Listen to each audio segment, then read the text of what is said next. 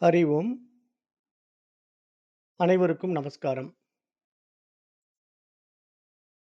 இப்போ நம்ம இன்றைக்கு பார்க்க இருக்கிற வகுப்பு வந்துங்க, சாந்தோக்கிய உபநிஷதம். இப்ப இந்த சாந்தோக்கிய உபநிஷத்துல கடந்த வகுப்புகள்ல வந்து பிரபஞ்ச உற்பத்தி, இந்த சிருஷ்டிய பத்தி பார்த்தோம். இப்ப அதனுடைய தொடர் பகுதிகள நம்ம திருப்பியும் பார்த்துக்கிட்டே இருக்கோம். இப்ப அதுல இன்றைக்கு இப்ப இந்த பிரபஞ்ச உற்பத்தியினுடைய மூலகங்கள் இருக்கு இல்லையா? பஞ்ச பூதங்கள் இருக்கு இல்லையா? அதைப் பற்றி பேசப்போகுது இந்த உபநிஷத்து. அப்ப அந்த அடிப்படை மூலகங்களிலிருந்து தான் இந்த உலகமும், உயிரினங்களும் தோன்றின அப்படிங்கிறது தான் நமக்கு இனிமேல் வரக்கூடிய பகுதிகளாக இருக்க போகுது இந்த இடத்துல.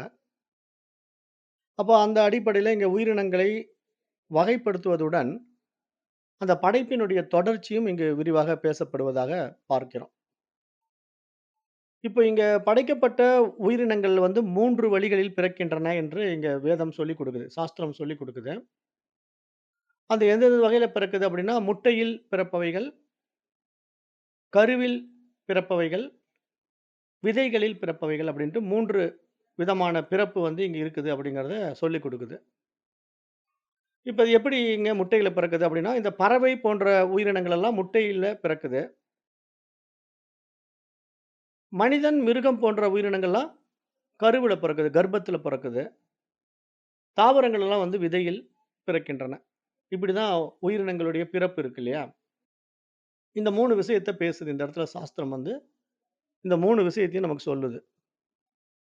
அப்ப அந்த மாரி பிறந்த உயிரினங்கள் இருக்கு இல்லையா? முட்டையிலிருந்து பிறக்குது, கர்ப்பத்திலிருந்து பிறக்குது, அப்புறம் தாவரங்கள் விதைகள்ல இருந்து பிறக்குது இல்லையா? இதெல்லாம் வந்து எப்படி உயிர் வந்து உணர்வு மயமா மாறுது அப்படின்னா, அந்த உயிர் நுழைவதனால. உயிர் போறதுன்னா, அந்த உயிர் அதுக்குள்ள நுழைவதனால அதுக்கெல்லாம் உணர்வு பெறுது. உணர்வு இல்லாம இருக்கிற ஜடப்பான பொருட்கள் எல்லாம் உணர்வு பொருளா மாறுது அப்படிங்கிற ஒரு விஷயத்த இங்க இந்த உபனிஷத்து வந்து பேசுது. அப்ப நம்ம அங்க பார்க்கும்போது, இங்க வந்து இவருடைய உத்தாலகரும், அந்த சுவேதகேது 2 பேரும் தான் பேசக்கூடியதா இந்த பகுதி அமைக்கப்பட்டிருக்கு. அங்க வந்து அப்பா உத்தாலகர் வந்து சொல்லிக் குடுக்குறாரு. "மகனே, இது மாரி பிறப்பு வந்து இப்படிதான் படைப்பில உண்டாகியிருக்கு. 3 விஷயங்கள் இருக்கு. முட்டையில் பிறப்பவை, கர்ப்பத்தில் பிறப்பவை, விதைகளில் பிறப்பவைகள் என்று உயிரினங்கள் படைக்கப்படுகின்றன. இந்த உயிரினங்கள் வந்து உணர்வு மயமாக மாறுகின்றன" அப்படின்னு சொல்றாரு. அப்புறம் இந்த 3 தேவர்களிலும் நான் ஜீவாத்மாவாக உட்புகுந்து பெயர் மற்றும் உருவங்களாக வெளிப்படுவேன் என்று இறைவன் சிந்தித்தார் என்பதாக இங்க சொல்ல வருது. அதாவது இறைவன் வந்து இப்போ நான் எப்படி வெளிப்படணும்னு முடிவு பண்ணிட்டாரு. அந்த முடிவின் அடிப்படையில அவர் வந்து இந்த மாரி படைப்ப உண்டாக்குறாரு. அந்த படைப்புக்குள்ள அவரே நான் சிந்தனையாக, உயிரினமாக பல உருவங்களிலும், பெயர்களிலே வெளிப்படப் போகின்றேன் என்று இங்க சொல்றார். அப்ப இங்க உயிரினங்களுக்குள்ள உணர்வாக திகழ்வது எது அப்படின்னு பார்த்தா இறைவன் தான் என்பதை இங்க சாஸ்திரம் சொல்லிக் குடுக்குது. எல்லா உயிரினங்களுக்குள்ளும் உணர்வாய் இருப்பவன் யார் என்றால் இறைவன். அப்ப இறைவனே இந்த பிரபஞ்சத்தை படைத்து, உயிரினங்களை படைத்து, அவற்றின் உணர்வையும் அவரே நிறைத்தார் என்பதாக இந்த இடத்துல இந்த உபனிஷத் பகுதி இருக்குது. அப்ப இறைவன் தவம் செய்து இந்த அனைத்தையும் படைத்தார். படைத்த பிறகு படைப்பினுள் அவரே நிலைத்தார் என்று தைத்திரிய உபனிஷதம் சொன்னது என்று நம்ம கடந்த பாடங்கள்ல பார்த்தோம். அப்போ நான் இல்லாமல் இந்த உயிரினங்கள் எப்படி செயல்பட முடியும் என்று இறைவன் சிந்தித்தார். பிறகு உயிரினங்களின் உச்சியை பிளந்து கொண்டு அந்த வாசல் வழியே உள்ளே நுழைந்தார் என்று ஐத்திரேய உபனிஷத் பேசுது. இப்ப இதெல்லாம் நம்ம கடந்த பாடங்கள்ல பார்த்திருக்கிறோம். இப்ப அந்த மாரி பாடங்கள் படிக்காதவங்களுக்கு இதெல்லாம் புதுமையா இருக்கலாம். ஆனா, இப்ப நம்முடைய உபனிஷத் பாடங்கள தொடர்ந்து பயணிக்கிறவங்களுக்கு இது எல்லாம் தெரியும். ஏன்னா, இங்க ஐத்திரேய உபனிஷத்த நான் பேசும்போது, அந்த பிறப்பு எப்படி நடக்குது? ஒரு குழந்தை எப்படி உருவாகுது தாயினுடைய கர்ப்பத்திலங்கிற அளவுக்கு அதுல விளக்கமா சொல்லியிருப்போம். அந்த விளக்க உரையில வந்து பார்த்தீங்கன்னா, ஒரு தாயினுடைய கர்ப்பத்தில பிண்டம் வந்து எப்படி வளர்ந்து, அது 10 மாசம் கழிச்சு வெளிய குழந்தையாக பிறக்கும்போது, அந்த குழந்தையினுடைய உச்சந்தலைக்குள்ள இறைவன் எப்படி நுழையிறான்? அப்படிங்கிற பகுதியெல்லாம் நம்ம அந்த இடத்துல விரிவா பேசியிருக்கோம். அந்த இடத்த வந்து இங்க தொட்டு காட்டப்படுவது என்பதாக இந்த இடத்துல நம்ம பார்க்கிறோம். அப்ப அடுத்தது இங்க இந்த படைப்பினுடைய அம்சங்கள பார்க்கும்போது, பஞ்ச பூதங்கள் இருக்கு இல்லையா? 5 பூதங்கள். அந்த 5 பூதங்கள்ல வந்து இந்த உபனிஷத்து என்ன பண்ணும்னா, 3 பூதங்களை மட்டும் எடுத்துக்கும். ஏன் 3 பூதங்களை மட்டும் எடுத்துக்குது அப்படின்னா, அதாவது இந்த ஸ்தூல பூதங்களை மட்டும் கணக்கு எடுத்துக்கும். சூட்சும பூதங்களை இங்க வந்து எடுத்துக்காது. அப்படிதான் இந்த உபனிஷத்து வந்து கையாளுது. அது எப்படி சொல்லலாம் அப்படின்னு பார்த்தீங்கன்னா, இப்போ ஆகாயம், காற்று, அக்னி, நீர், நிலம் அப்படிங்கிற 5 பூதங்கள் இருக்கு இல்லையா? இந்த 5 பூதங்கள்ல ஆகாய பூதமும், காற்று பூதமும் கண்ணுக்கு தெரியாது. ரொம்ப சூட்சுமமானது, நுண்ணியது. ஆனா, அக்னி பூதம், நீர் பூதம், நில பூதம் இருக்கு இல்லையா? இந்த 3மே நமக்கு கண்ணுக்கு தெரியுது. அது வந்து ஸ்தூலமா மாறியிருக்கு. அப்ப இங்க கண்ணுக்கு தெரியிற மாரி இந்த பூதங்கள் ஸ்தூலமா மாறுவதற்கு பேர் வந்து நம்ம ஏற்கனவே பார்த்தோம். அதுக்கு வந்து பஞ்சீகரணம்னு பேரு. அந்த பஞ்சீகரணம் பத்தி நானு ரொம்ப விரிவா ஒரு வீடியோவுல பேசியிருக்கேன். அதுல நான் கிளாஸ் எடுக்கும்போது, அது பவர் பாயிண்ட்ல போட்டு உங்களுக்கு அந்த பஞ்சீகரணம் எப்படி நடக்குது? ஒவ்வொரு பூதங்களும் எப்படி மாறுதலுக்கு உட்படுது? அந்த பூதங்களுடைய ரேஷியோ வந்து எப்படி மிக்ஸ் ஆனா, அது என்னென்ன மாரி உடம்பு எடுக்கும்? அப்படிங்கிற விவரங்கள் எல்லாம் அந்த பஞ்சீகரணத்துல விரிவாக சொல்லப்பட்டிருக்கு. இப்ப நாம இங்க என்ன பண்ண போறோம்? இந்த சாந்தோக்கிய உபநிஷத்துல அந்த பஞ்சீகரணம் பண்ண போறது கிடையாது. ஆனா 3 பூதங்கள் எடுத்துக்க போறோம். அடிப்படை மூலகங்களாக இருக்கின்ற 3 பூதங்கள் எடுத்து போடுறோம். அந்த 3 என்னென்னன்னு கேட்டீங்கன்னா, அக்னி, நீர், நிலம். அப்போ இங்க வந்து மும்முறை செயல்முறை என்று பெயர் இதுக்கு. பஞ்சீகரணம் அப்படின்னு சொல்றது இல்ல. இதுக்கு வந்து திரிகரணம்னு பேரு. 3 நிலைகள மட்டும் இங்க உண்டு பண்ணும். திரிவிருத்தம், திரிகரணம் அப்படின்னு இதுக்கு வந்து சான்ஸ்கிரிட்ல பேர் வச்சிருக்கு. இது வந்து 3 நிலையில நடக்கிற ஒரு மாற்றம். அந்த இறைநிலை என்னன்னு பண்ணுதுன்னா, 3 பூதங்களும் உணர்வற்றவைகளாக இருந்தன. இறைவன் அவற்றில் புகுந்தார். புகுந்து அதை உணர்வு மயமாக்கினார். அப்படின்னு இந்த மும்முறை செயல்முறை வந்து இந்த இடத்துல உபனிஷத்து வந்து இந்த இடத்துல பேசுது. அது எப்படி சொல்ல வருது அப்படின்னு பார்த்தீங்கன்னா, இந்த ஒவ்வொரு மூலகத்தையும் 3 3ஆக பிரிப்பேன் என்று எண்ணிய இறைவன், அவற்றில் ஜீவாத்மாவாக புகுந்து பல்வேறு உருவங்களாகவும், பெயர்களாகவும் வெளிப்பட்டார் என்பதாக இந்த இடத்துல பார்க்கிறோம். தாசாம் திரிவிருதம் திரிவிருதம் ஏகைகாம் அகரோத்யதாத்து கலு சோம்ய இமாஸ்திஸ்ரோ தேவதாக திரிவுருத் திரிவுருத் ஏகைகா பவதி தன்மேன் விஜானதி சான்ஸ்கிரிட்ல சொல்லுது. அதாவது இந்த மூலகங்கள் ஒவ்வொன்றும் இறைவன் மும்மூன்றாக பிரித்தார். அன்பு மகனே, எப்படி அவர் மூலகங்கள் ஒவ்வொன்றையும் மும்மூன்றாக பிரித்தார் என்பதை நீ என்னிடம் அறிந்து கொள்வாயாக என்று புத்தாளகர் வந்து தன்னுடைய மகனான சுவேத்தகேதுவிடத்திலே அதை விளக்குகின்றார். அந்த பகுதியை இப்ப நம்ம பார்க்கிறோம். இப்ப வந்து உத்தாளகர் வந்து தன்னுடைய மகன் சுவேத்தகேது கிட்ட பேசுறார். மகனே, இறைவனிடமிருந்து இந்த படைப்பு உருவானதைப் பற்றி நான் உனக்கு விவரமாக சொல்லுகின்றேன். கவனமாக கேட்பாயாகன்ட்டு சொல்ல ஆரம்பிக்கிறார். இதுக்கு வந்து மும்முறை செயல்முறைன்னு தமிழ்ல சொல்லலாம். மும்மை செயல்முறை என்று சொல்லலாம்.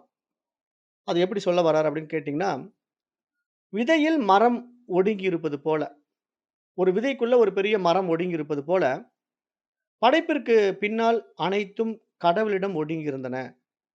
அங்கே பெயர், உருவம் போன்ற பாகுபாடுகள் எதுவுமே கிடையாது. படைப்பிற்கு பின்னர் தான் இங்கு பிரபஞ்சம் தனித்துவம் பெற்று பெயர்களும், உருவங்களும் கொண்ட பல்வேறு உயிரினங்களும், பொருட்களும் கொண்டதாக வெளிப்பட்டிருக்கிறது. அப்ப இந்த அனைத்து படைப்பிற்கும் ஆதாரமாக திகழ்பவைகள் 3 மூலகங்கள். படைப்பிற்கு முன்னால் சூட்சும நிலையில் இருந்த இவைகள் ஸ்தூலமாக வெளிப்படுவதே இங்கு சிருஷ்டி என்று பார்க்கப்படுகிறது. படைப்பு என்பதாக பார்க்கப்படுகிறது. அப்ப இங்க சூட்சும நிலையில் இருந்த மூலகங்கள் எவ்வாறு ஸ்தூல நிலையை பெற்றன அப்படின்னு பார்க்கும்போது, அதுக்கு பேரு வந்து திரிவிருத்கரணம், திரிகரணம் என்று பெயர். அதாவது மும்மை செயல்முறையால் அவைகள் ஒருவித பரிணாமத்தை அடைந்தன அப்படிங்கிறது இங்க சாஸ்திரம் சொல்லிக் குடுக்குது. அப்ப இதன்படி முதலில் ஒவ்வொரு மூலகமும் 2ஆக பிரிகிறது. அவற்றில் ஒரு பகுதி மேலும் 2ஆக பிரிந்து எஞ்சியுள்ள மூலகங்களுடன் சேர்கிறது. இந்த செயல்முறையின்படி ஒவ்வொரு மூலகமும் மற்ற 2 மூலகங்களும் சேர்ந்த கலப்பாக மாறும்போது, அது தூல நிலையை பெறுகிறது. இந்த மும்மை செயல்முறைக்கு பிறகு எந்த மூலகமும் தனி மூலகமாக இருப்பதில்லை. அதில் மற்ற மூலகங்களும் சேர்கின்றன என்பதாக இந்த இடத்துல நம்ம பார்க்கிறோம். அப்போ வந்து இப்ப இது எப்படி பிரிக்கிறோம் அப்படின்னு பார்த்தீங்கன்னா, ஒரு மூலகம் இப்ப அக்னி இருக்குன்னா, அந்த அக்னிய எடுத்து சரி பாதியா பிரிக்கிறது. பாதி பாதியா பிரிச்சுக்குவாங்க. அது எப்படி உங்களுக்கு புரியிற மாரி சொல்லணும் அப்படின்னா, இப்ப 100% அக்னி இருக்குன்னு வச்சுக்கங்களேன். அந்த 100% அக்னிய வந்து 50%, 50%ன்னு 2ஆ பிரிச்சுக்கிறது. அப்படி பிரிச்சுக்கிட்ட உடனே ஒரு 50% தனியா எடுத்து வச்சுக்கிறது. மீதி 50% இருக்கு இல்லையா? அத வந்து திருப்பி 2ஆ பிரிக்கிறோம். அத 2ஆ பிரிச்ச பிறகு, அதிலோட வந்து தண்ணீரையும், பூமியும் சேர்த்துருது. அதோட தண்ணீரையும், பூமியும் சேர்த்துனா, அது வேற ஒரு தன்மைக்கு போகுது இல்லையா? அப்படிதான் இங்க வந்து பூதங்களுடைய சேர்க்கையில, அந்த ரேஷியோவுல வேற வேற ஒரு பரிமாணத்த அங்க உண்டு பண்றது அப்படிங்கிறது எங்க சாஸ்திரம் சொல்லுது. அதே மாரி தண்ணீர 2ஆ பிரிக்குது. அந்த 2ஆ பிரிச்சதுல ஒரு பாதி எடுத்து வச்சுக்கும். இன்னொரு பாதிய மீண்டும் 2ஆக பிரித்து, அதோட அக்னியையும், பூமியையும் சேர்த்தது. இந்த இடத்துல வந்து தண்ணீரோட அக்னிய சேர்த்துக்கிறது. அக்னி 1/4 பங்கு, பூமி 1/4 பங்கு. ஆனா தண்ணீர் வந்து 1/2 பங்கு இருக்கிற மாரி வச்சுக்கிறது. அப்ப இப்படி வச்சு சேர்த்தும்போது, அதுல வேறு சில படைப்பு உருவாகும். இப்படிதான் இந்த பஞ்சபூதங்களுடைய ரேஷியோ என்ன பண்ணுதுன்னா, மிக்ஸிங்ல இப்படி ரேஷியோ மாறி மாறி மிக்ஸ் ஆகும்போது, வேற வேற உடல் உருவாகுது. அப்படி வேற வேற உடல் உருவாகுறதுல தான், இப்ப நம்ம பஞ்சபூதங்கள்ல பல விஷயங்கள பார்க்குறோம். இப்ப நம்ம பஞ்சபூதங்கள்ல எப்படி பல விஷயம் பார்க்குறோம் அப்படின்னா, நமக்கு கண்ணுக்கு தெரிஞ்ச பஞ்சபூதங்கள் என்ன? வெறும் இந்த அக்னி, அப்புறம் பூமி, அப்புறம் தண்ணீர். இது 3 தான் நம்ம கண்ல பார்க்க முடியும். ஆனா, இதுக்கு மேல நாம நெறைய விஷயங்கள பார்க்குறோம்ல. இப்ப புல் பார்க்குறோம், பூச்சி பார்க்குறோம், புழு பார்க்குறோம், பாம்பு, பல்லி, ஓணான், தாவரங்கள்ல பல வகை. அதெல்லாம் விதைகளிலிருந்து படைக்கப்பட்ட உயிரினங்கள். முட்டையிலிருந்து படைக்கப்பட்ட உயிரினங்கள்ல பல ரகம். தாயினுடைய கர்ப்பத்திலிருந்து வந்த உயிரினங்கள்ல பல ரகம். அப்ப இது மாரி ஏகப்பட்ட ரகங்கள் உருவாகுறதுல 84,00,000 யோனி பேதங்கள்ல பிறப்பு உருவாக்கப்படுகிறது என்று சாஸ்திரம் சொல்லி, இந்த 84,00,000 யோனி பேதங்கள்ல உடல்களும், அதனுடைய பெயரும் மாறுபடலாம். ஆனா, அதற்கான மூலம் வந்து எல்லாமே பஞ்சபூதங்கள் தான். அப்ப அந்த பஞ்சபூதங்களுக்கு மூலம் என்னன்னு பார்த்தீங்கன்னா, அது பரமன் என்று இங்க சாஸ்திரம் அதனுடைய சோர்ஸ்க்கு நம்மள கூட்டு போகுது. அப்ப இந்த அளவுக்கு நீங்க இந்த பகுதிய புரிஞ்சுக்கிட்டா போதும். ஏன்னா, அது வந்து ரொம்ப டீப்பா அந்த பஞ்சபூதம் வந்து எப்படி ரேஷியோலாம் கலந்தது அப்படிங்கிற மிக்ஸிங் ரேஷியோலாம் நம்ம போய் குழப்பிக்க வேண்டாம். இங்க பஞ்சபூதங்களிலிருந்து படைப்பு உருவானது. அந்த படைப்பின் மூலம் வந்து பஞ்சபூதங்கள். அந்த பஞ்சபூதங்களுடைய மூலம் வந்து பரமன் என்று புரிஞ்சுக்கிட்டா, நம்முடைய ரூட் காஸ் தெரியும். அப்படிதான் நம்ம பயணம் பண்ண போறோம். அப்ப இங்க சூட்சுமத்தின் பரிணாமம் தான் இங்க வந்து நம்ம தூலம் என்று பார்க்கிறோம். அதாவது சூட்சுமம் வந்து என்னவா மாறியிருக்குன்னா, கண்ணுக்கு தெரிகின்ற ஸ்தூல சரீரமா மாறுது. அப்ப சூட்சும பூதங்கள் இந்த மும்மை செயல்முறையின் மூலம் தூல பூதங்களாக பரிணமித்தன என்பதை நம்ம இப்ப பார்த்தோம். அந்த சூட்சுமத்தின் பரிணாமமே தூலம் என்று எப்படி நாம் தெரிந்து கொள்வது என்பதற்கான தனக்கே உரிய ஒரு பாணியிலே இந்த உபனிஷத் வந்து ரொம்ப எளிமையா விளக்கம் குடுக்குது. அக்னி, தண்ணீர், பூமி என்ற 3 அடிப்படை சூட்சும மூலகங்களும் முறையே சிவப்பு, வெண்மை மற்றும் கருப்பு நிறங்களை உடையவைகளாக இவைகளை பார்க்கப்படுகின்றன என்று 3 நிறங்களை எடுத்துக்குது. இந்த 3 நிறங்களையும் தூல பூதங்களில் நாம் காண முடியும் என்கிறது இந்த பகுதி. இப்ப நீங்க வந்து பார்த்தீங்கன்னா, இப்ப அந்த 3 பூதங்கள் இருக்கு இல்லையா? என்னென்ன பூதங்கள்? அக்னி பூதம் இருக்கு, அப்புறம் நீர் பூதம் இருக்கு, அப்புறம் நில பூதம் இருக்கு. இந்த 3 தான் நம்ம கண்ணுல பார்க்கக்கூடிய பஞ்சபூதங்கள்ல 3 பூதங்கள். இந்த 3 பூதங்களுக்கும் 3 நிறங்கள் இருக்கு. அது என்னென்ன நிறம் அப்படின்னு கேட்டீங்கன்னா, அக்னி பூதத்துக்கு சிவப்பு நிறம், நீர் பூதத்துக்கு வந்து வெள்ளை நிறம், பூமி பூதத்துக்கு வந்து கருப்பு நிறம். அப்ப இங்க இந்த 3 நிறங்கள்ல நீங்க பார்க்கும்போது, இந்த 3 நிறங்களும் இங்க நீங்க பார்க்குற எல்லா பொருள்லயும் இருக்கும். இப்ப இந்த 3 நிறங்கள் இல்லாத பொருளே கிடையாது. நீங்க எந்த பொருள வேணா எடுத்து பாருங்க. உங்க வீட்ல இருக்கிற எந்த பொருள வேணா எடுத்து பாருங்க. இந்த 3 நிறங்கள் இல்லாம இருக்கவே இருக்காது. அப்ப இங்க வந்து இதான் அந்த பூதங்கள் கலந்திருக்கிறதுக்கான ரேஷியோ. அப்ப இங்க தூள அக்னியில் தெரிகின்ற சிவப்பு, அந்த சூட்சுமமான அக்னியினுடைய நிறம் என்பதாக பார்க்கிறோம். அதே மாரி வெண்மை வந்து சூட்சுமமான தண்ணீரின் நிறம். அதே மாரி கருப்பு என்பது சூட்சுமமான பூமியின் நிறம். அப்ப இங்கே கண்ணுக்கு தெரிகின்ற தூள அக்னியிலிருந்து இந்த 3 நிறங்களையும் நீங்கள் எடுத்துவிட்டால், அங்கே அக்னியின் தத்துவம் விலகி விடுகிறது என்று தான் நாம் இங்க பார்க்க வேண்டியதா இருக்கு. அப்போ மாற்றங்கள், பெயர்கள் மட்டுமே இங்கு நமக்கு வந்து ஒரு சொல் ஜாலங்களாக காணப்படுகிறதே தவிர, 3 சூட்சும பூதங்கள் தான் இங்க உண்மையில் இருக்கிறது என்று இங்க சாஸ்திரம் சொல்ல வருது. அப்ப இங்க நம்ம வெளிய புறத்திலே காணுகின்ற எல்லாமே இந்த 3 சூட்சும பூதங்களின் வெளிப்பாடே தவிர வேறு அல்ல என்று தான் இந்த பகுதி நமக்கு சுட்டிக்காட்டுவதாக பார்க்கிறோம். அப்ப நாம் காணுகின்ற அக்னி என்பது உண்மையில் சூட்சுமமான அக்னியினுடைய வெளிப்பாடு. அந்த சூட்சுமமான அக்னி ஸ்தூல நிலைக்கு வரும்போது, மும்மை செயல்முறை காரணமாக அதில் தண்ணீர் மற்றும் பூமியின் அம்சங்கள் சேர்ந்து விடுகின்றன. அந்த நிலையிலே அந்த தண்ணீர் மற்றும் பூமியின் நிறங்களே அக்னியிலும் கலந்து விடுகிறது. ஆகவே வெண்மை மற்றும் கருப்பு நிறங்களாகவும் தெரிகின்றன என்பதாக இந்த இடத்துல நமக்கு புரிய வைக்குது. அப்ப நாம கவனிக்கலாம். ஏங்க இப்ப அக்னியில வந்து கருப்பு நிறம் இருக்குதுங்களா? அக்னியில வந்து வெள்ளை நிறம் இருக்குதுங்களான்னா, இதுக்கு நம்ம உதாரணம் எத எடுத்துக்கலாம்? சூரியனையே எடுத்துக்கலாம். வேற நம்ம வீட்ல இருக்கிற பெயிண்ட் டப்பாலாம் வேண்டாம். கன்ஃப்யூஷனா இருக்கும். அதனால நீங்க சூரியன் எடுத்துக்கங்க. இப்ப சூரியன் பார்த்தீங்கன்னா, ஒரு அக்னி தன்மை தானே. அது எவ்வளோ ஜொலிக்குது. பிரம்மாண்டமான ஒரு அக்னி அது. அப்ப அந்த அக்னியில நீங்க கவனிச்சு பாருங்க. அதுல வெண்மை நிறமும் இருக்கு, கருப்பு நிறமும் இருக்கும். ஏன்னா, அந்த சூரியன் வந்து இந்த 3 பூதங்களுடைய தொகுப்பா தான் இருக்கு. வெறும் தனியா வந்து அக்னி மட்டும் அங்க இல்ல.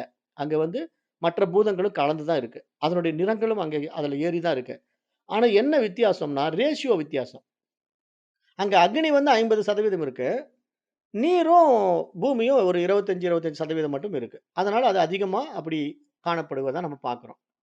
அப்ப நம்ம பூமி மட்டும் ஏங்க இப்படி இருக்கு அப்படின்னா, பூமியிலயும் அதே மாரி தான். நிறங்கள் வந்து மிக்ஸ் ஆயிருக்கு பூமியில. தண்ணீர் இருக்கிறதுனால நமக்கு சில வெண்மை நிறங்கள் வருது. பூமிங்கிறதுனால கருமை நிறம் வருது. இந்த பூமியில சூடுத்தன்மை இருக்கிறதுனால சிவந்த நிறமும் வருது. இப்படிதான் இங்க வந்து எல்லாமே பஞ்சபூதங்களுடைய சேர்க்கையில உருவாக்கப்பட்ட இந்த படைப்பாக இங்க நம்ம பார்க்கிறோம் என்று இங்க அந்த மூலகங்கள், அதாவது படைப்புக்கு ஆதாரமாக இருக்கின்ற பூதங்களை வைத்து இங்க இந்த இடத்துல இந்த உபநிஷத்து வந்து விளக்க உரை கொடுக்குது. அப்ப தூல சூரியனில் தெரிகின்ற சிவப்பு சூட்சும அக்னியின் நிறம், வெண்மை அந்த சூட்சும தண்ணீரின் நிறம், கருப்பு அந்த சூட்சுமமான பூமியின் நிறம். ஆக நாம் கண்களிலே பார்க்கின்ற தூலமான சூரியனிலிருந்து இந்த 3 நிறங்களையும் நீங்கள் எடுத்துவிட்டால், சூரியனின் சூரியத்துவம் விலகி விடுகிறது. எனவே மாற்றங்கள் பெயர் மட்டுமே. வெறும் சொல் ஜாலங்களே. 3 சூட்சும பூதங்களே இங்கு உண்மை என்று இந்த இடத்துல ஒரு அருமையான விளக்கத்தை இங்க விளக்குறது இந்த உபனிஷத்து. அப்ப இங்க நம்ம என்ன பார்க்கணும்னா, அந்த மூலத்த கவனிக்கணுங்கிறதுக்காக இங்க இந்த பாயிண்ட்ட எடுத்து இங்க பேசுது. நான் ஏற்கனவே நேற்றைய பாடத்துல அதானே உங்களுக்கு எக்ஸ்ப்ளைன் பண்ணேன். அதாவது மூலம் என்ன? இப்போ மண் பானை செஞ்சிருக்கலாம், மண்ணுல டம்ளர் செஞ்சிருக்கலாம், மண்ணுல கரண்டி பண்ணியிருக்கலாம். ஆனா மண்ணால் செய்யப்பட்ட பானையோ, கரண்டியோ, தட்டோ எப்படி வேணா உருவங்கள் மாறலாம், பெயர்கள் மாறலாம். ஆனால் அதனுடைய மூலம் என்ன? மண் இல்லையா? அது மாரி தங்கம் இருக்கு. தங்கத்துல நீங்க செயின் செய்யலாம், ஆரம் செய்யலாம், கம்மல் செய்யலாம். ஆனா அதனுடைய மூலம் தங்கம் இல்லையா? அது மாரி இந்த பிரபஞ்சமே நீங்க பலவாக பார்க்கலாம். இந்த பிரபஞ்சத்துல நீங்க வேணா பேர் வச்சுக்கலாம். இது செல்போன், இது டிவி, இது புக்கு, அது பேனா அப்படின்னு நீங்க 1000 1000 பெயர்கள், 1000 1000 உருவங்கள நீங்க உருவாக்கி வச்சிருக்கலாம். ஆனா இதனுடைய மூலமெல்லாம் என்ன தெரியுமா? பஞ்சபூதங்கள் தான். அப்ப இதனுடைய மூலமான பஞ்சபூதங்கள் சூட்சுமமா இருக்கு. அந்த சூட்சுமமான பூதங்கள நீங்க தூக்கிட்டீங்கன்னா, இங்க பொருளே இருக்காதுங்குது சாஸ்திரம். அந்த பாயிண்ட்ட நீங்க நல்லா புரிஞ்சுக்கணும். பஞ்சபூதங்கள் இல்லாம போனா, அந்த இடத்துல அந்த வடிவம் இல்லாம போயிடும். நம்முடைய பாடி இருக்கு இல்லையா? அது 5 பூதங்கள்ல உருவாகியிருக்கு. நம்முடைய பாடி வந்து 5 மூலகங்கள சேர்ந்தது தான் நம்முடைய மனித உடல். இப்ப நம்ம மனித உடல்ல வந்து மண் பூதம் தான் இந்த பரு உடல். நீர் பூதம் தான் நம்முடைய ரத்தம். நெருப்பு பூதம் தான் நம்முடைய உடம்பு இயக்குவதற்கான அக்னி. அதான் ஜடாக்னின்னு சொல்லுவோம். அதுதான் சூடு. நம்ம உடம்புல டெம்பரேச்சர் இருந்துகிட்டே இருக்கும். அப்புறம் வந்து காற்று பூதம் தான் நம்முடைய சுவாசம். ஆகாய பூதம் தான் நம்முடைய உயிரு. அப்ப இங்க எல்லாமே இந்த 5 பூதங்களும் சேர்ந்து தான் இங்க இந்த இயக்கம் இருக்கு இல்லையா? இப்ப நம்ம உடம்பு இயங்கிட்டு இருக்குன்னா, இங்க 5 பூதங்கள் இருக்கு. இப்ப இந்த ஆகாய பூதம் விலகிட்டா எல்லா பூதங்களும் விலகிடும். ஏன்னா, ஆகாய பூதம் ஏன் விலகணும்? எதற்காக அது விலக வேண்டிய கட்டாயம்? அந்த உடல் தகுதிய இழந்து விட்டுடுச்சு. அதாவது இப்போ பஞ்சபூதங்கள்ல வந்து ஆகாய பூதம் ஒரு இடத்துல வந்து விலகுதுன்னா என்ன அர்த்தம்னா, மற்ற 4 பூதங்களும் தன்னுடைய இயல்பு நிலைய வந்து இழக்க ஆரம்பிச்சதுன்னா, அது தன்னுடைய மூலத்துக்கே திரும்பும்னா என்ன அர்த்தம்? அது ஆகாயத்துக்கே போக பாக்கும். எங்கிருந்து வந்ததோ அங்கேயே போக பாக்கும். அப்ப இங்க வந்து உடல் தளர்ந்து போகுது. வயோதிகத்தினால முதுமை அடையுது. அப்ப அந்த நிலையில பார்த்தீங்கன்னா, மண் பூதம் பாதிக்கப்படுது. மண்ணினுடைய தன்மை வந்து மாற்றத்துக்கு உட்படுது. அந்த ரேஷியோ சேஞ்ச் ஆயிடுச்சு. அப்ப ரேஷியோ சேஞ்ச் ஆகுற ஒரு நிலை வரும்போது, தானாவே இந்த உடல் தன் தகுதிய இழக்கும்போது, மற்ற பூதங்களும் அந்த தகுதிய இழக்கும். ஏன்னா, அந்த ரேஷியோ மாற்றம் நடந்த உடனே, எல்லாமே ஆகாய பூதத்துக்கு திரும்பும். அப்ப நமக்கு தானாவே இந்த உடம்பு இறந்து போன உடனே நம்ம என்ன பண்றோம்? கொண்டு போயி மண்ணுல புதைக்க வேண்டிய இந்த உடல மண்ணுல புதைச்சுருவோம். ஆனா, இந்த உடம்புக்குள்ள இருந்த மூச்சு காற்றுல கரைஞ்சிடுச்சு. இந்த உடம்புக்குள்ள இருந்த தண்ணீரு, தண்ணி பூதத்தோட கலந்துருச்சு. இந்த உடம்புக்குள்ள இருந்த நெருப்பு, நெருப்பு பூதத்தோட கலந்துருச்சு. அப்ப ஆகாயம், ஆகாய பூதத்தோட ஆகாயம்னா நமக்குள்ள இருந்த சிற்றம்பலம். சிறிய ஆகாயமா நம்ம உடம்ப இயக்கிட்டு இருந்தது இல்லையா? இவ்வளவு நாள் நம்ம உடம்பு எப்படி இயங்கிட்டு இருந்தது? அந்த ஆகாயம்ங்கிற உள்ள உயிர் இருந்ததுனால தான் இயங்கிட்டு இருந்தது. அதுதான் வெட்ட வெளி. நான் ஏற்கனவே சொல்லியிருக்கேன். வெட்ட வெளிங்கிறது தான் இறைவன், பிரம்மம். அதுதான் உயிரு, அதுதான் உணர்வு. அதுவே எல்லாமா இருக்கு. அது வந்து இந்த உடம்ப வச்சு இயக்கிட்டு இருந்தது. அது வந்து வருவதும் இல்ல, போவதும் இல்ல. அது வந்து ஊடகத்த பயன்படுத்துது. அது இயங்குவதற்கு ஒரு இந்த ஊடகத்த பயன்படுத்துது. அப்ப இந்த ஊடகத்த எப்படிங்க பயன்படுத்துது? அப்படின்னு கேட்டா, அதுக்கு தான் நான் ஏற்கனவே நெறைய உதாரணங்கள் குடுத்துருக்கிறேன். நீங்க மறந்து மறந்து போயிடுறீங்க. திருப்பியும் உங்களுக்கு வேணா ஒரு எளிமையான உதாரணத்த ஞாபகப்படுத்துறேன். இப்ப வீடு பூரா இருட்டா இருக்குது. அந்த வீட்டுக்குள்ள ஒரு கண்ணாடி இருக்கு. நான் என்ன பண்றேன், டார்ச் லைட்ட டைரக்ட்டா அடிக்கிறேன் அந்த வீட்டுக்குள்ள, அந்த ரூம்க்குள்ள. டார்ச் லைட்ட டைரக்ட்டா அடிச்ச உடனே அந்த டார்ச் லைட் வெளிச்சம் வந்து அந்த வீட்டுக்குள்ள விழுது. ஆனா வெளிச்சமே காணோம். அந்த டார்ச் வெளிச்சத்துக்கு உண்டான ஒரு டல்னஸ் இருக்கு. அதுவே அந்த வீட்டுக்குள்ள இருக்கிற கண்ணாடி மேல அந்த டார்ச் லைட் அடிக்கிறேன். அடிச்ச உடனே அந்த டார்ச் லைட் கண்ணாடியில பட்ட உடனே, அப்படியே பவர்ஃபுல்லா அந்த கண்ணாடிலருந்து இன்னும் அதிகமான பிரைட்னஸ் வெளிப்படுது. அப்ப அந்த ரூம் பூரா நல்லா பிரைட்டா இருக்கு. என்ன வித்தியாசங்க? அப்படியே லைட் போட்டு பார்க்கறதுக்கும், அந்த கண்ணாடியில அடிச்சு பார்க்கறதுக்கும் என்னங்க வித்தியாசம் அப்படின்னா, அந்த ரிஃப்ளெக்ஷன் பீம் வந்து பல மடங்கு அதிகப்படுத்தி காட்டுவதற்கான ஒரு தகுதிய அந்த கண்ணாடி வச்சுக்கிட்டு இருக்கு இல்லையா? அது மாரி இங்க இறைவன் தன்னை பல மடங்கு வெளிப்படுத்துவதற்கான தகுதியாக இந்த மனச வச்சு கையாள்றான். அந்த பாயிண்ட்ட நீங்க நல்லா புரிஞ்சுக்கணும். இங்க இறைவன் வந்து ஒரு சுயம் பிரகாச ஒளி. அவன் சுயம் பிரகாச அறிவு. அவன் தன்னை வெளிப்படுத்திக்க விரும்பும்போது, அவன் டைரக்ட்டா வெளிப்படுத்த அத அனுபவமாக்க முடியாது அவனால. ஏன்னா, இப்ப டைரக்ட்டா ஒரு வெளிச்சத்த நான் அடிக்கிறேன்னா, அந்த வெளிச்சம் ஸ்ப்ரெட் ஆகும். ஆனா ரிஃப்ளெக்ட் ஆகாது. பட் ஆனா அந்த வெளிச்சம் ஸ்ப்ரெட் ஆகுறத ரிஃப்ளெக்ட் பண்ணும்போது, இன்னும் பலன் அதிகமா இருக்கு இல்லையா? அதுதான் நம்ம பிராக்டிகலா டெஸ்ட் பண்ணி பார்த்தோம். டார்ச் லைட் அடிச்சு பார்க்குறோம். அப்ப அது நமக்கு புரிஞ்சு போன மாதிரி இங்க என்ன பண்றாங்கன்னா, மகான்கள் வந்து இத இப்படி புரிய வைக்கிறாங்க. அது மாரி இறைவன் என்ன பண்றான், தன்னை வெளிப்படுத்தி பிரகாசிக்கின்ற ஊடகமாக இந்த உடம்பையும், மனசையும் கையாள்றதுனால, இதுல பட்டு பிரதிபிம்பிக்கும்போது பார்த்தீங்கன்னா, நம்முடைய வாழ்க்கை முறை மாறுறதற்கு, நம்முடைய ஆட்டிட்யூட் சேஞ்ச் ஆயிடுது. நம்முடைய ஹேபிட் சேஞ்ச் ஆயிடுது. நம்முடைய அப்ரோச் சேஞ்ச் ஆயிடுது. எவரிதிங் ஏன் எப்படி மாறிச்சு? அது பட்டு பிரதிபிம்பிக்கின்ற ஒரு தகுதியான உடம்பாக இந்த மனசாக நம்ம இதை மாற்றிக் கொண்டோம் இல்லையா? அப்ப நம்ம இங்க கிளியரா இந்த உலகத்த இறைவனோட இணைஞ்சு நம்ம அனுபவமாக்குகின்ற ஒரு ஆனந்த நிலைக்கு நம்ம பயணிக்க முடியும். இதுவே நீங்க அந்த ரூம்ல இருக்க கண்ணாடி வந்து அழுக்கு புடிஞ்சு, புகை புடிச்சு இருக்குன்னு வச்சுக்கங்களேன், பாதரசம் போய் கிடக்குதுன்னு வச்சுக்கங்களேன். அந்த ரூம்ல இருக்கிற கண்ணாடில போய் நீங்க டார்ச் லைட் அடிச்சீங்கன்னா, அந்த டார்ச் லைட் வெளிச்சம் கண்ணாடில படும். ஆனா ரிஃப்ளெக்ஷன் நம்ம எதிர்பார்க்கிற மாரி இருக்காது. காரணம் என்ன? அதுல பாதரசம் போய் கிடக்குது, அல்லது புகை படிஞ்சு கிடக்குது, அழுக்கு புடிச்சு கிடக்குது. ஸோ ஒரு யூஸ்லெஸ் மிரரா அந்த இடத்துல அந்த ரூம்க்குள்ள இருக்கிற கண்ணாடி பிரயோஜனம் இல்லாம போயிடுது இல்லையா? அது மாதிரி ஓமானத்த எடுத்து நீங்க உங்களுடைய மனதோட பொருத்தி பாருங்க. உங்க மனதோட பொருத்தி பார்த்தீங்கன்னா, உங்க மனது எந்த அளவுக்கு தூய்மையா இருக்கோ, அந்த அளவுக்கு இறைவன் உங்களிடத்திலிருந்து வெளிப்படுவான் என்ற ஒரு மிகப்பெரிய விஷயத்த இப்படி பூடகமா சாஸ்திரம் பேசிக்கிட்டு இருக்குங்கிறத தான் இங்க பார்த்துட்டு இருக்கோம்.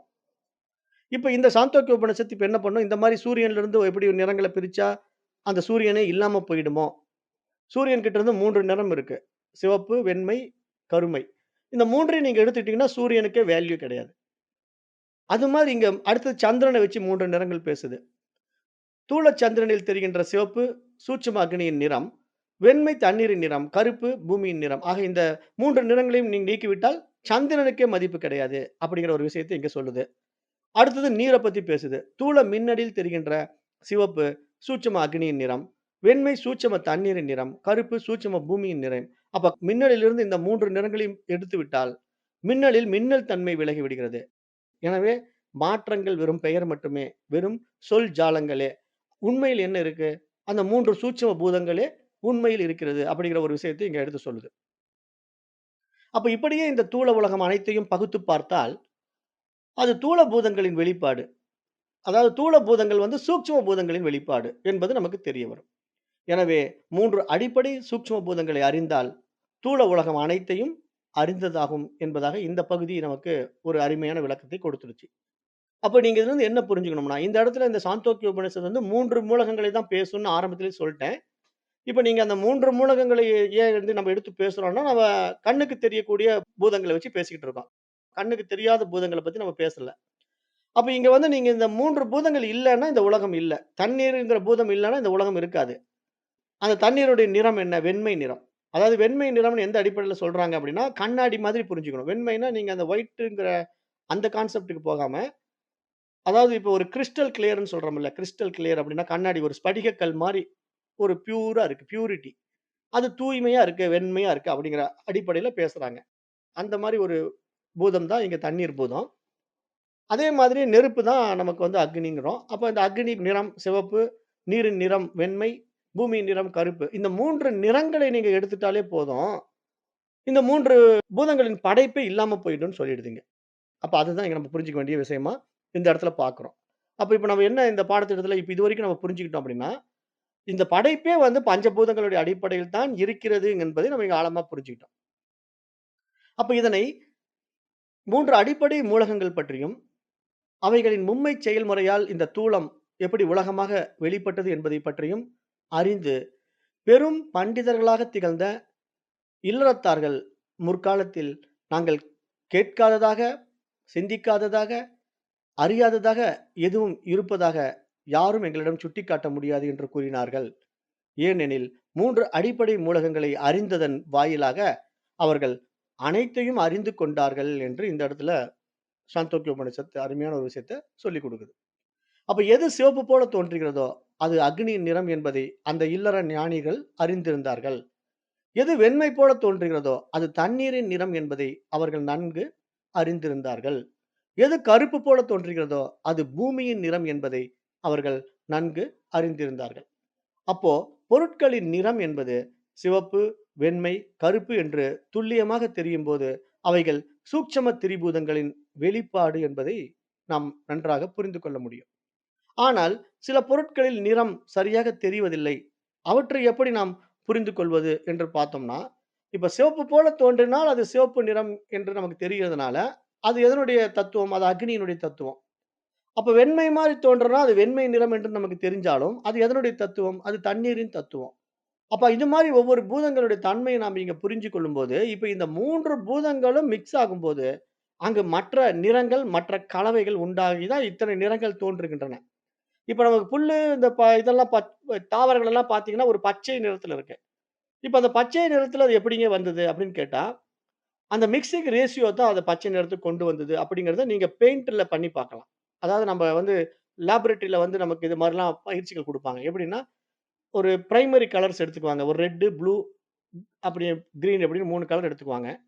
அந்த 3 கலர் எடுத்து நீங்க வேற வேற மிக்ஸ் பண்ற ரேஷியோ பார்த்தீங்கன்னா, கொஞ்சம் அதிகமா ரெட் எடுத்துட்டு, கொஞ்சம் லைட்டா கிரீன் அப்புறம் ப்ளூ எடுத்து மிக்ஸ் பண்ணீங்கன்னா, வேற ஒரு கலர் வந்துரும். ஒரு மஞ்சள் கலர் மாரி வந்துரும். அப்புறம் கொஞ்சம் அதிகமா ப்ளூ எடுத்து நீங்க கொஞ்சம் கம்மியா ரெட் எடுத்து பண்ணீங்கன்னா, அது வேற ஒரு கலர்ல ஒயிட் கலர்ல வந்துரும். அதாவது இது மாரி 3 கலர் இருக்கு இல்லையா? இத வந்து நம்ம பிரைமரி கலர்ஸ்ன்னு சொல்லுவோம். பிரைமரி கலர்ஸ்ன்னா, இந்த கலர் தான் மற்ற கலர்களை உருவாக்குது அப்படிங்கிறத சயின்ஸ் கண்டுபிடிச்சிருக்கு. இத தான் சாஸ்திரம் 5000 கணக்கான ஆண்டுகளுக்கு முன்னாடி சொல்லிடுச்சு.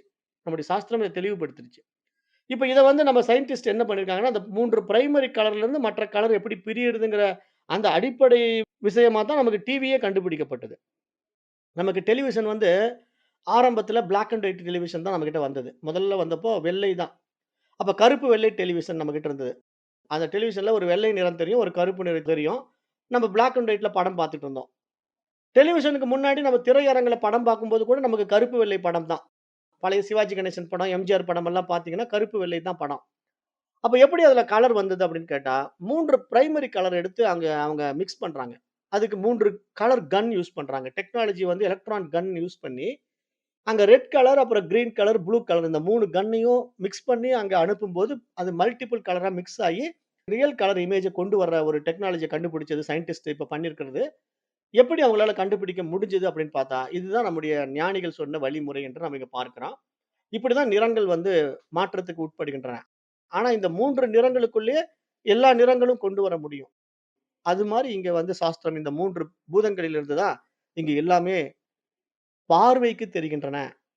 நம்முடைய அனுபவத்துக்கு வருகின்றன. அப்படிங்கிற மாரி பேசிக்கிட்டு இருக்கிறத நம்ம இங்க பார்க்கிறோம்.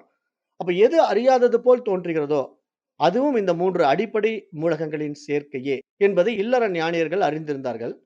அன்பு மகனே, இந்த 3 மூலகங்களும் மனிதனை அடைந்து எப்படி மும்மூன்றாக ஆகின என்பதை என்னிடம் நீ அறிந்து கொள்வாய் என்பதாக இந்த 4வது பகுதி நிறைவடைகிறது. இப்ப இதுவரைக்கும் நம்ம என்ன பண்ணிட்டோம்னா, படைப்பின் அம்சங்கள பார்த்தோம். அந்த படைப்பு வந்து 5 பூதங்கள், பஞ்சபூதங்களுடைய அடிப்படையில இந்த உலகத்துல எல்லாமே உருவானதுன்னு பார்த்தோம். அப்படி உருவானவைகள் எல்லாம் எப்படி நிறத்தை அடைந்தன, எப்படி உருவத்தை அடைந்தன, எப்படி பெயரை அடைந்தன அப்படின்னா, அந்த பூதங்களுடைய கலவை என்று பார்த்தோம். அப்ப இந்த அடிப்படையில நாம வந்து இந்த படைப்பு, இந்த சிருஷ்டி வந்து பஞ்சபூதங்களால் நிகழ்ந்திருக்கிறது அப்படிங்கிற ஒரு தெளிவான பிக்சர்க்கு வந்துட்டோம். இப்ப அடுத்தது இதே 3 பூதங்கள் இருக்கு. ஆனா அந்த 3 பூதங்களும் எந்த அடிப்படையில மற்ற விஷயங்களுக்குள்ள மாறுபட்டு காணப்படுதுங்கிறது இன்னும் கொஞ்சம் விரிவா இங்க பேசப்போது. அந்த டாபிக் என்ன அப்படின்னா, உயிரினங்களின் 3ன் வெளிப்பாடு என்று பார்க்கிறோம். இந்த உலகமும், உலகில் உள்ள பொருட்கள் எல்லாமே 3 அடிப்படை மூலகங்களின் வெளிப்பாடு. நாம் கண்களால் காண்பவைகள் எல்லாமே வெறும் தோற்றங்கள். 3 அடிப்படை மூலகங்களே, அடிப்படை உண்மையே நமக்கு அப்படிப்பட்ட ஒரு காட்சியாக விரிகின்றது என்பதை நேரம் கருதி இந்த இடத்துல வகுப்பை நிறைவு செய்றேன். அடுத்த வகுப்பில் மீண்டும் சந்திக்கலாம். நன்றி. ஓம் தத் சத்.